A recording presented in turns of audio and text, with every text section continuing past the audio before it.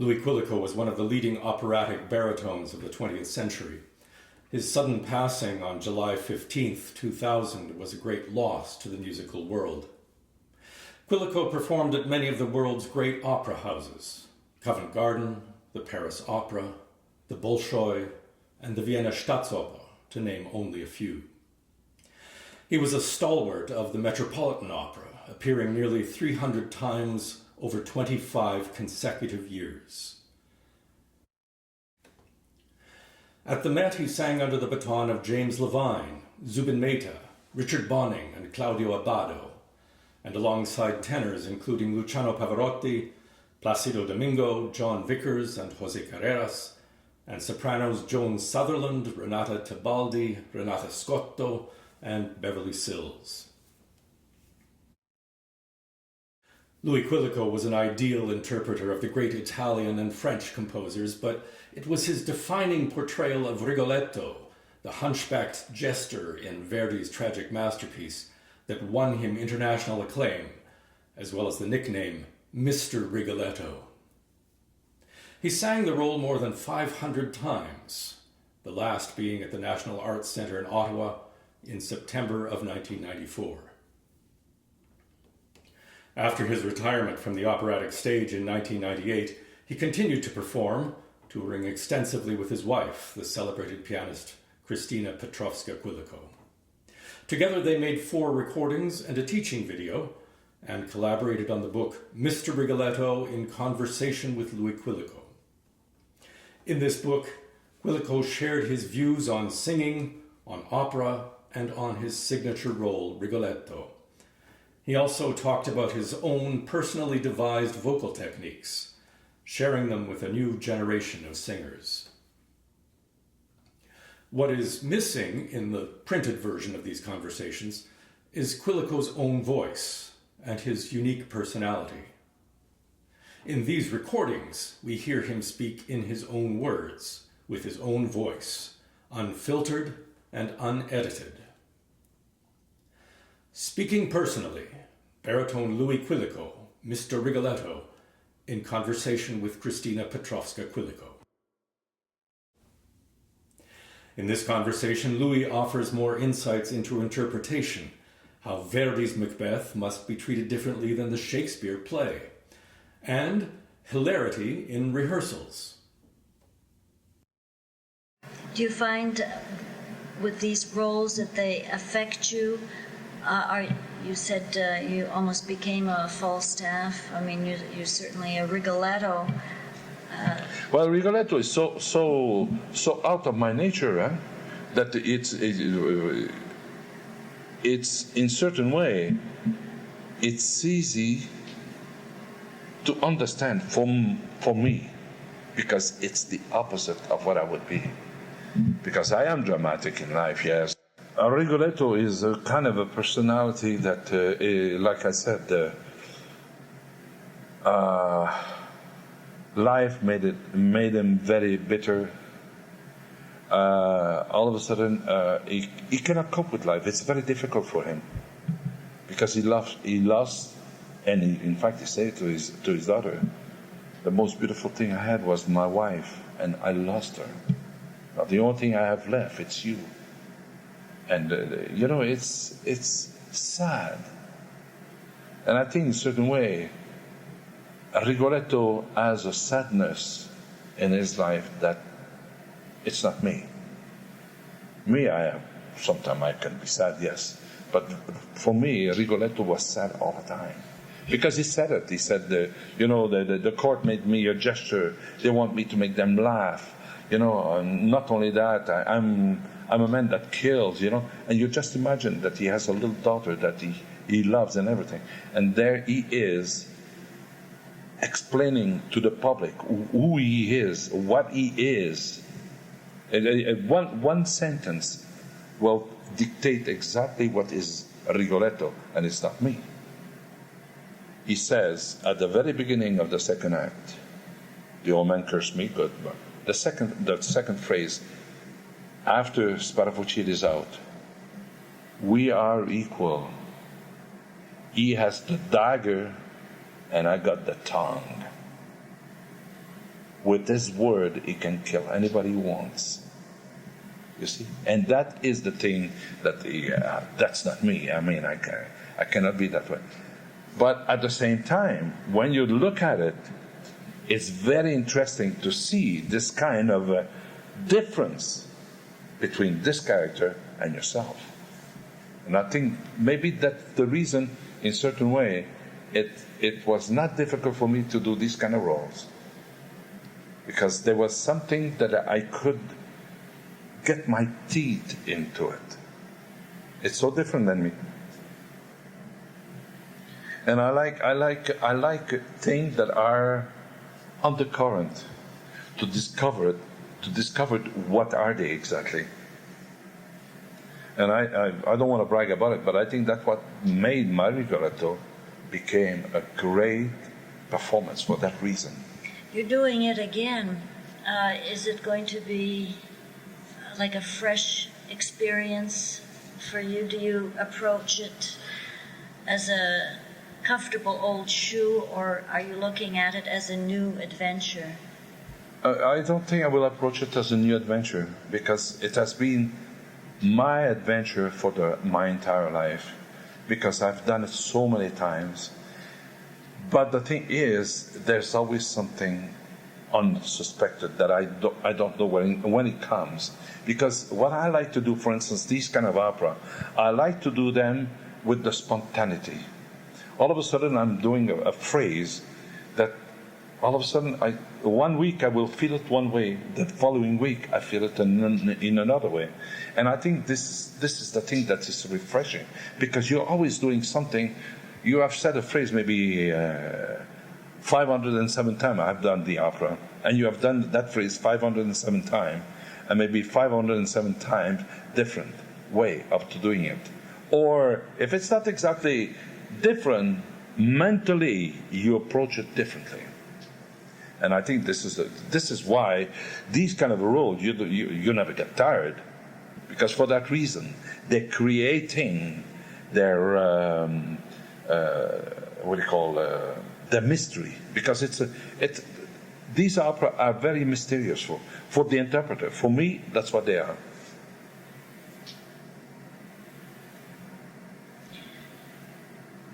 To go to another opera, which you have just done with Mirella Freni, Adriana Lecouvreur, yes. The character of Michelet.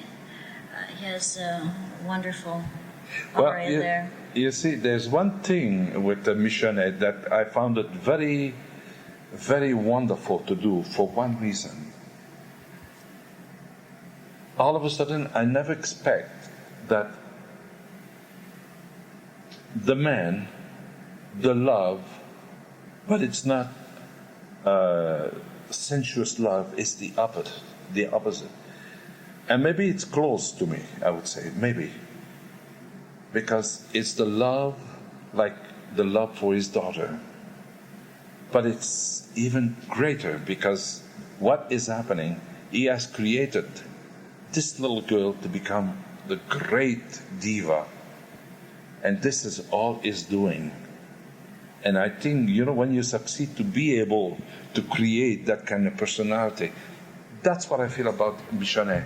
It's not the most rewarding role there is, but it's a role that is so close, humanly close to a person, that this is why I think I love it so much, for that reason. It's like My Fair Lady or Pygmalion. Well, I'm not sure, because, I saw Pygmalion, and I don't know, I saw a great actor doing it, but I never felt the real, not drama, but the real love between the creator, and it's very possible that I never really studied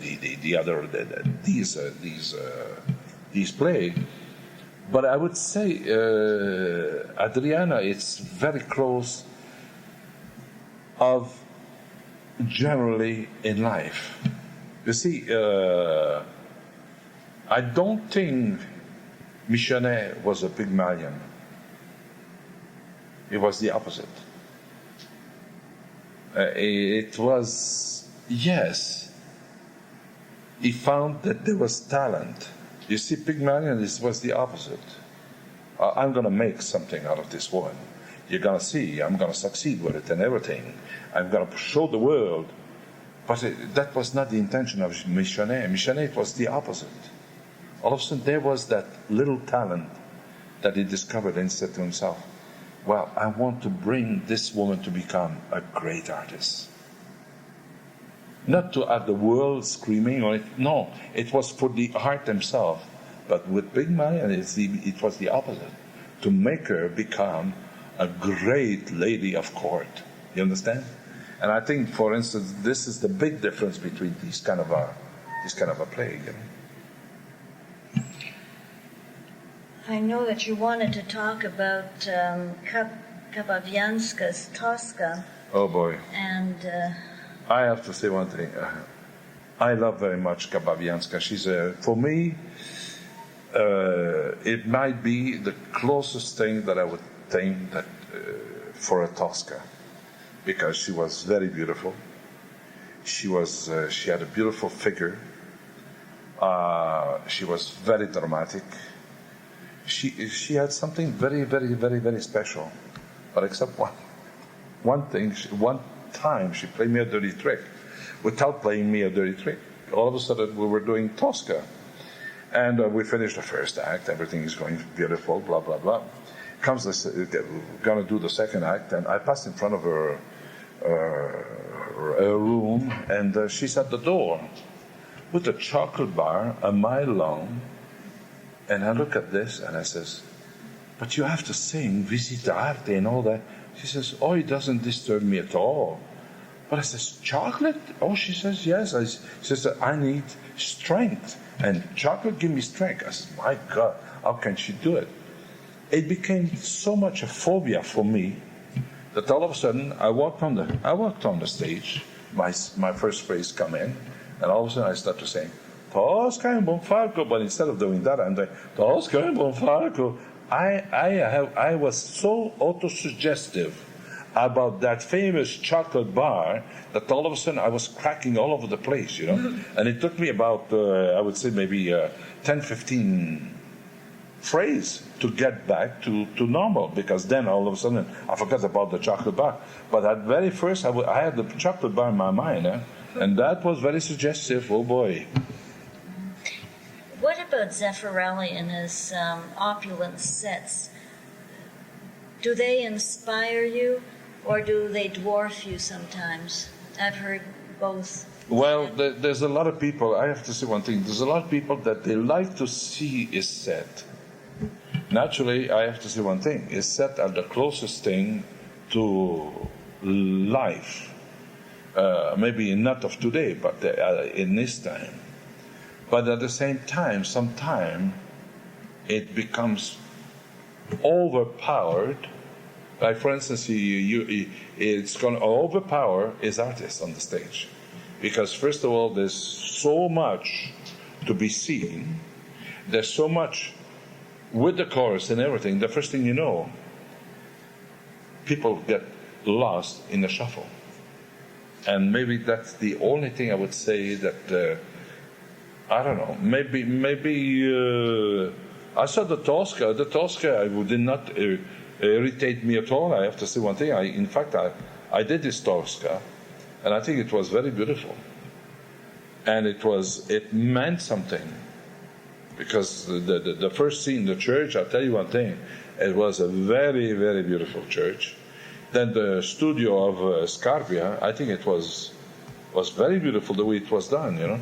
In fact, instead of having a door for the torture, it was a trap in the stage. And I think that was very brilliant.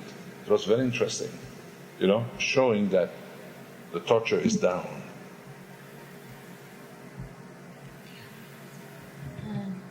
L'Élysée d'Amour in San Francisco and Bohème in San Francisco. You had told me Well, certain things happened there. Well, I have to say, when L'Élysée d'Amour, I was doing L'Élysée d'Amour, my very first one, and naturally, in the second act, I have to be having on me a piece of paper because the tenor has to sign his name because he's going to join the army. And all of a sudden, I started. It came the moment that I'm going to have him to sign me that piece of paper. And if I would have been a little bit more intelligent, but at that time, it was my first time, and, all of a sudden, there's supposed to be a piece of paper. You got to have that piece of paper. And all of a sudden, I went on the side of the stage and said, I need a piece of paper. But nobody could understand anything I was talking. When I saw like that, I looked around, and there was a big table right there in the middle of the stage, and there was a tablecloth, but there was a huge paper. It was a huge tablecloth of paper. Instead of going in the back of the table and cutting the paper that I would have my paper, I go in front and I'm sitting in front of the public. The public cannot see what I'm doing, and all of a sudden I ripped the paper. And all of a sudden, when I moved, there was a huge, big hole where that piece of paper, the public started to laugh because to see the mistake I have done. But I would, instead of going there, I should have went in the back. What about the Bohème with Tozzi? That was even more funny. Because, people know Bohème backward, forward, and everything. In the second act, the whole thing starts, and all of a sudden when Rodolfo arrives and meets his friend with Mimi and all that, there's a phrase that goes,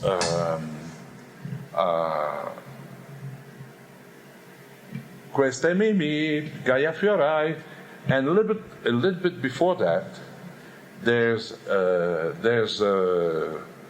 the guy that sells all the little toys for the children, and he says, Ecco il giocatore di Parpignol.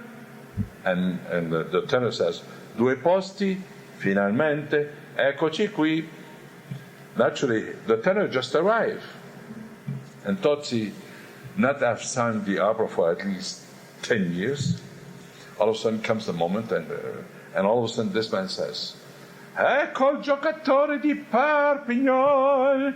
And Tozzi, with the biggest voice he had, Salami, and the tenor comes in, Due posti, meaning he was a salam,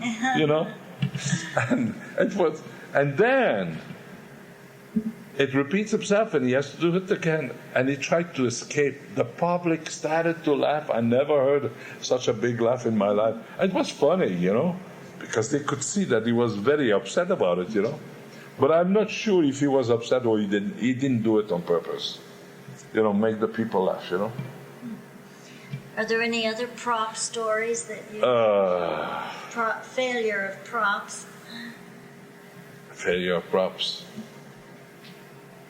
Well, once I wasn't there, but apparently it was very dramatic because the thing is, they were doing Tosca, and the soprano sat too close to the table, and there was the candle, and all of a sudden fire caught in her wig, and the baritone is in the back taking the wine and trying to stop the fire, That must have been very funny to watch it, It could have been very dramatic, huh?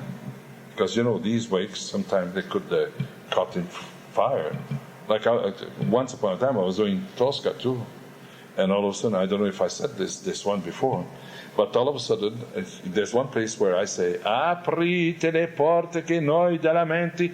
That means open the door that you will hear is suffering, and naturally I'm the one who's supposed to, in that production I was the one to bang the door, and that was it, All of a sudden, I come in, and all of a sudden comes the moment, and all of a sudden I give. I don't know if it was with my hand or with my feet, and all of a sudden I go boom, And right there, I'm in the middle of the door. What happened? The whole drop fell. Flop! Then two stagehands had to come in. Two stagehands had to come in and raise the flap, the wall. People were laughing in the hall, because it's they think they're not supposed to happen, That's right. Oh, God. Well, during rehearsals, it's quite funny. Sometimes, The yes. singers carry on, and I often wish there were videos of the actual rehearsals. Oh, where yes, things listen. are not taken seriously. I remember maybe one of the last bohem I did, I was coming up with all kind of words, for instance, because, you rehearse, and all of a sudden you cannot be serious, like if it's a performance, and all of a sudden you come blasé, and all of a sudden you come up with a phrase that is not right or something like that.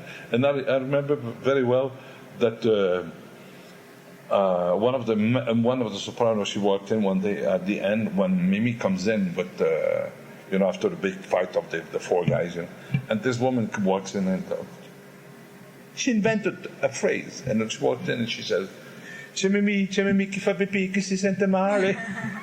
It means it's Mimi that makes pee and she feels bad. I'll tell you one thing, it was so funny. We blow up. Like I had a funny thing happen doing Macbeth in Toronto. Oh, that was so funny. Everybody blow up. That was the end of it. All of a sudden, at the end, after I'm killed, they had the brilliant idea to take me out with Stretchers? a stretcher, But the only thing is, they forget to measure me how long I am, And all of a sudden, it comes the moment to try during the rehearsal, and the whole chorus is there, And all of a sudden, the two guys grabs me and put me on the stretcher. And all of a sudden, my head is passing the top of the stretcher, and my feet are passing the bottom of the stretcher. And just imagine one thing, that the barrier have two little sticks that are about 8, not even 8, I think it was 6-inch, from the end of that. Now they come in, they put me there, my 2 feet are hanging that way, and my face is hanging the other way. And the poor guy, the one that was grabbing the stretcher for the head, had his back to me. And the guy in the back, well, he was straight. All of a sudden, they grab this and they start to lift. My head, my whole face, one is in his crutches, the one in the front, in his crutches. And the one in the back, my feet went in his crutches. And they were stuck. Everybody saw that. They started to laugh. It was so incredible. It was funny because... And then I got up and I made the sign that, oh boy, it smells. Mm-hmm. It was so funny. But they fixed that pretty quick. No, but I said, no. I said, you do me a favor. Grab my 2 arms and carry, just pull me out of the stage. That's all. Because I had a lot of stuff on it, and I couldn't hurt myself on the stage. What about Macbeth as a role? Tell me about it.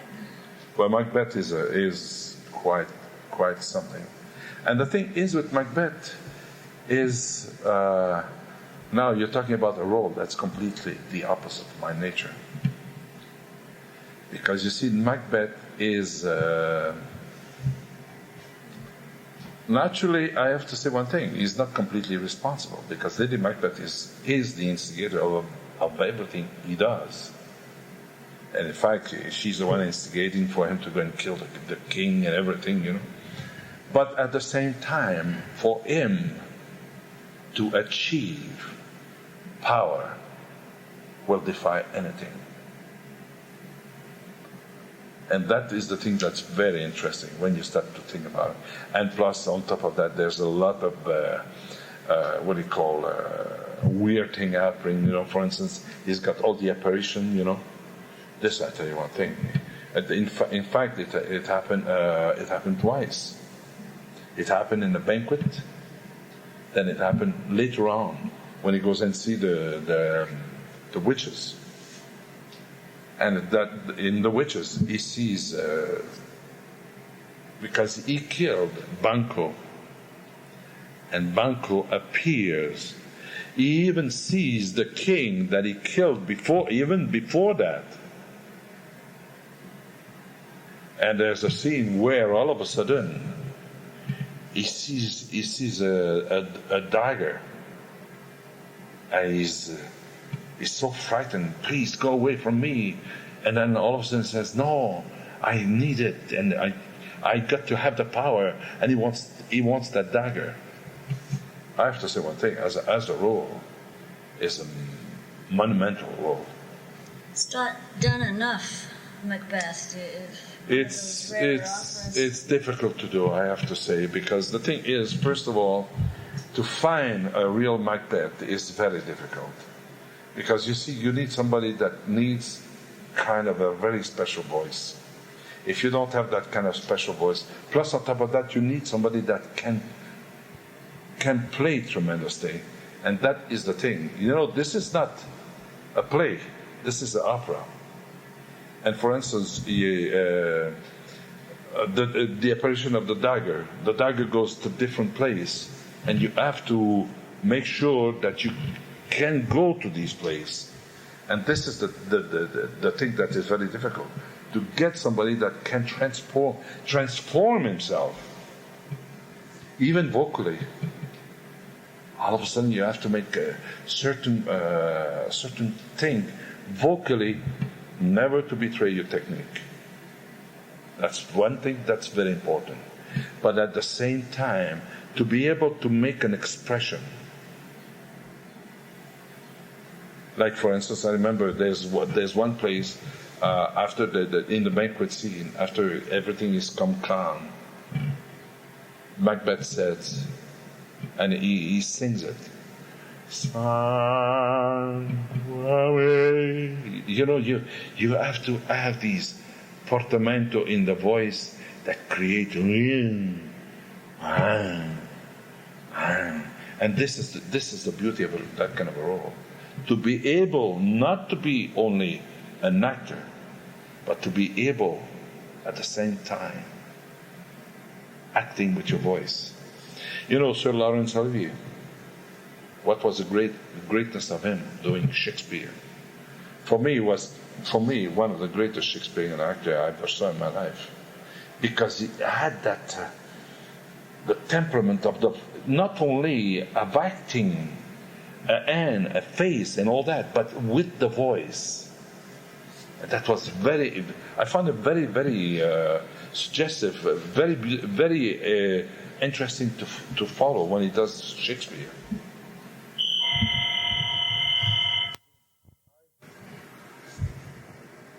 I saw other singers doing it, for instance, and I realize why is the difficulty of Macbeth. Another thing that now it prove a point. If you got a director that does not understand the person that is working for him, but I mean, if you're going to do Macbeth, you think about the person that's going to do Macbeth. If you got a person, you know, Shakespeare, the Shakespearean way of doing a play is very beautiful, because you have dialogue, and the dialogue you have to deliver it, and the least you're going to move in it, better it is. But when you come with opera, there's certain thing in the music that create a movement, for instance. And if you got a director that does not understand what he has to work with, you practically have a catastrophe in your hand. And I remember that I saw Cheryl Mill doing Macbeth at the Met, and Sir Peter Hall wanted to make it a Shakespeare play. But when you got the music of Verdi under a Shakespeare play, you have to be very careful, because the music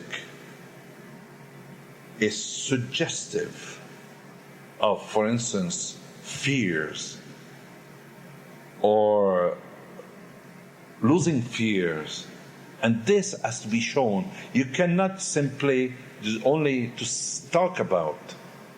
It's not enough, because the music excite, show, and all that. And if you don't have that kind of commitment to do what Verdi wanted to do, you have a lost case. Is that a problem with a lot of stage directors, that they are thinking of these operas as plays rather than as music? Well, I have to say one thing. Sir Peter Hall comes from Shakespeare play. He is the director, I think, if I remember well, he was the director of Shakespeare play, Shakespeare Theatre in London and all that stuff. And trying to create that kind of atmosphere, but it is wrong. You cannot do that, because it becomes very monotonous. Because something happened in the music. For instance, you have an impression, instead of standing up, go down on your knees, something like that, you know? In Shakespeare, you might stay, you explain, you keep on going, going. But in Verdi wrote sometimes in the music certain things that has to be a must. After all, if you want to see a play, go see a play. Well, Don't go to the opera. Well, I have to say one thing, it is. But like I said, it's to be able to understand that Shakespeare is Shakespeare, Verdi is Verdi, and that is the thing that's very difficult to maybe to translate. But at the same time, it's not that difficult. Is there any other major role for baritone that we're missing at the moment that you haven't talked about? There's Tchaikovsky's... Well, I know that. I would like to do that, but it's a bass part, you know. I don't know if I ever going to do it. But I think because the thing is, the melody in Queen of...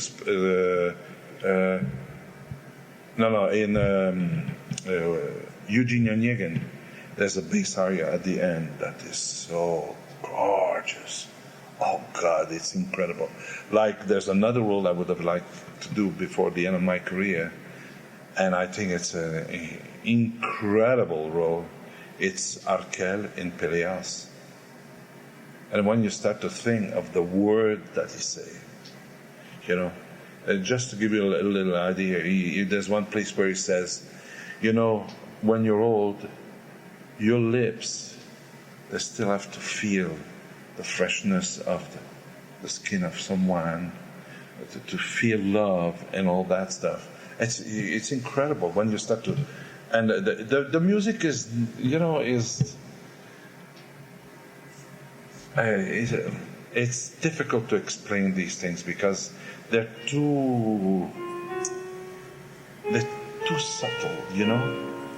They're very delicate, and unless you do it, it's very difficult.